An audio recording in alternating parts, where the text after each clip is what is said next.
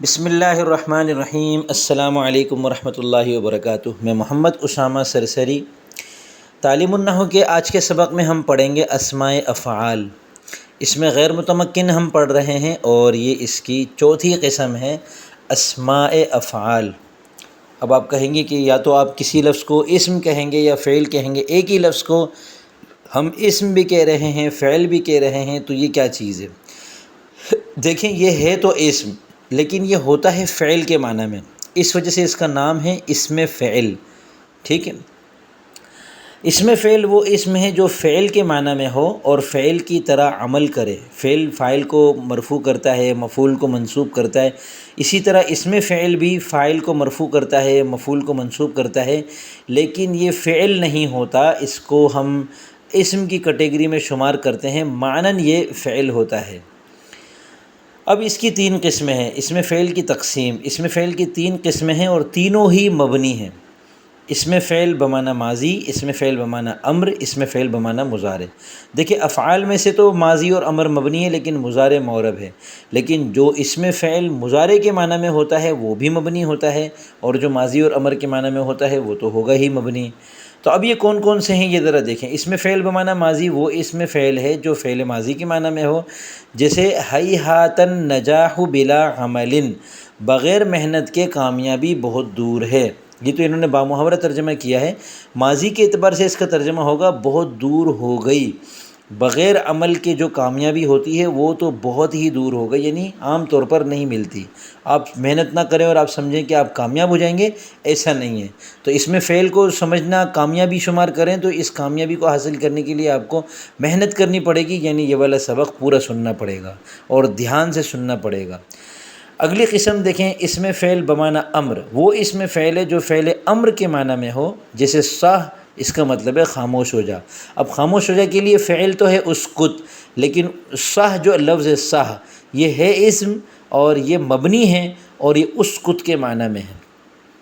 اس کا ترجمہ ہوتا ہے چپ ہو جا۔ آپ کسی کو چپ رہنے کے لیے کہنا چاہتے ہیں تو آپ اسکت بھی کہہ سکتے ہیں اور آپ اس کو صح بھی کہہ سکتے ہیں، صح۔ اسم فعل بمعنی مضارع، وہ اسم فعل ہے جو فعل مضارع کے معنی میں ہو، جیسے افن۔ افن کا مطلب ہے میں تنگ ہو رہا ہوں، میں برا سمجھتا ہوں۔ اب دیکھیں، افن کی تنوین بھی خود بتا رہی ہے کہ یہ اسم ہے، تنوین فعل پر نہیں آتی۔ میں تنگ ہو رہا ہوں اور میں برا سمجھتا ہوں، یہ دو مطلب ہیں اس کے۔ آدمی ناگواری کی صورت میں کہتا ہے اوف، اوہو کیا ہو رہا ہے یہ، تو مطلب وہ کہہ رہا ہوتا ہے کہ بھائی میں جو ہے نا بیزار ہو گیا ہوں اب آپ سے، میں تنگ ہو رہا ہوں، تو یہ فعل مضارع ہے۔ ٹھیک ہے، فعالی بمعنی امر، یہ یہاں سے یہ بتا رہے ہیں کہ ایک وزن ایسا ہے، یعنی ایک سوال اگر آپ مثال کے طور پہ کر دیں کہ بھئی اسم فعل آپ بتا تو رہے ہو، آپ نے تین مثالیں بھی دے دی، باقی اسماء افعال ہم کو کیسے پتہ چلیں گے وہ کیا ہے؟ تو اس کا جواب یہ ہے کہ ویسے تو اسماء افعال آپ کو ایک ایک کر کے یاد ہی کرنے پڑیں گے، وہ انہوں نے حاشیے میں 10 کے قریب لکھے بھی ہیں، وہ آپ یاد کر لیں۔ اور اس کے علاوہ ثلاثی مجرد سے فعالی کے وزن پر اگر کوئی لفظ بنا دینا آپ، تو وہ اسم فعل بمعنی امر کے معنی میں ہو جائے گا، جیسے نزل ینزل کے مطلب ہے اترنا۔ اب فعالی کے وزن پر بنے گا نزالی، تو نزالی کا مطلب ہے تو اتر۔ نصر ینصر کے معنی مدد کرنا، تو نصاری کے معنی تو مدد کر۔ ضرب یضرب کے معنی مارنا، تو ضرابی کا مطلب ہے تو مار۔ ٹھیک ہے، فعالی بمعنی امر، ثلاثی مجرد سے اسم فعل بمعنی امر فعالی کے وزن پر بنایا جاتا ہے۔ دیکھیں، بنایا جاتا ہے، اس سے پتہ چل رہا ہے کہ یہ قیاسی ہے۔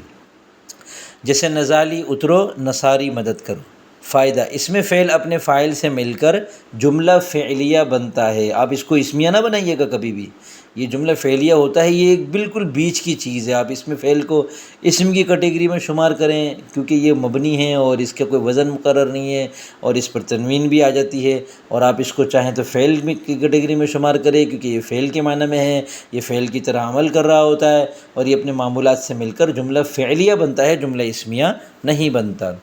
حاشیہ نمبر 1 دیکھیں، اسم فعل کے معنی میں مبالغہ ہوتا ہے، یہ بڑی باریک بات ہے، یاد رکھیے گا۔ بعودہ کا مطلب ہے دور ہوا، لیکن ہیہاتہ کا مطلب ہے بہت دور ہوا۔